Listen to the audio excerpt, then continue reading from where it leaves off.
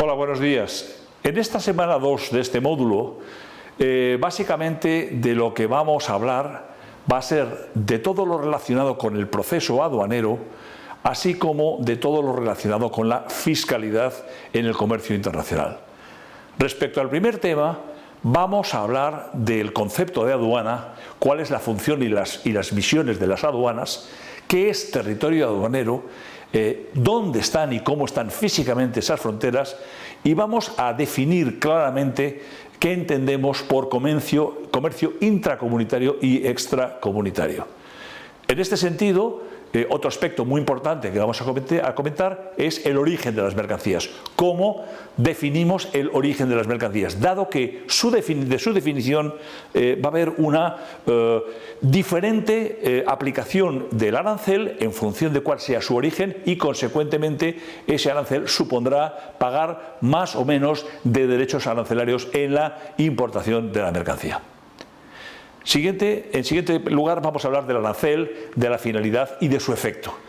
tanto a nivel de los tipos de arancel que existen como de la nomenclatura arancelaria que se utiliza en el mundo internacional en cualquier país y en particular la particularización del arancel integrado dentro de la Unión Europea, lo que se denomina el TARIC.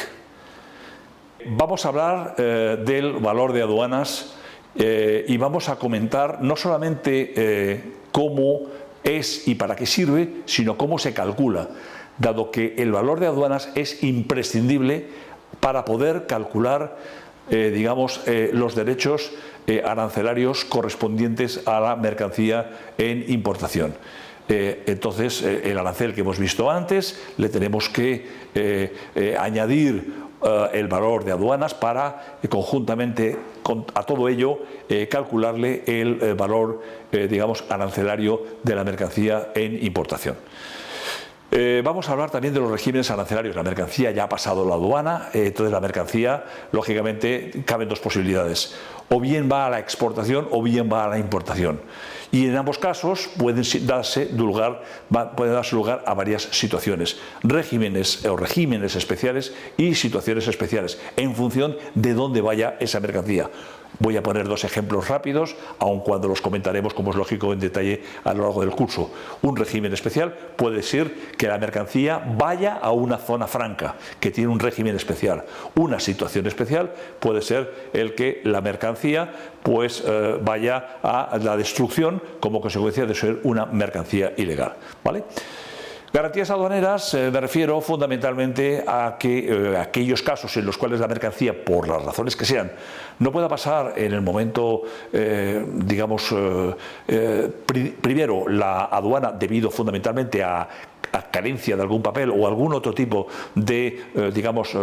tema puramente fiscal o aduanero, para no retrasar la entrada de mercancía, evidentemente mercancía correctamente en tránsito o en entrada en un país, lo que se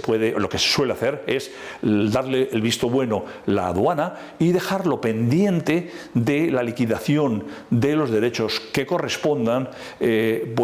hasta el momento en el cual las cosas que puedan faltar estén completamente, terminadas. Para ello, la aduana, como es lógico, dado que aquí hay una imputación fiscal, lo que hace la aduana es decir, sí, la mercancía sale, pero a cambio usted me va a dejar una cuantía, en forma de aval o garantía a la aduana, una cuantía de la mercancía que está pasando, de los derechos que tendría que pagar, hasta que se regularice la situación, en cuyo caso se sustituye ese pago de derechos por, la devolución de ese aval que antes se había puesto. Por otro lado, vamos a hablar de las medidas de defensa comercial. Y la medida de defensa comercial, aparte de en sí mismo el propio arancel, que en algunos casos puede ser un arancel, protector, quizás quitando eso del medio, dado que la tendencia de la OMC justamente es hacia un comercio lo más libre y lo más transparente posible, vamos a hablar de otra serie de medidas que, que en un momento determinado sí pueden tener una determinada importancia y que básicamente las podemos reducir, en tres grupos: las medidas antidumping, las medidas de contingentes y cupos y las medidas o cláusulas de salvaguardia y de vigilancia. Por último, vamos a hablar en la parte fiscal del IVA en las transacciones internacionales. Vamos a comentar un poquito la fiscalidad en el comercio exterior, tratados de doble imposición fiscal y demás tratamiento fiscal, tanto de las empresas como en algunos casos también de las personas físicas, y luego vamos a centrarnos en el tema del IVA y vamos a hablar del tratamiento del IVA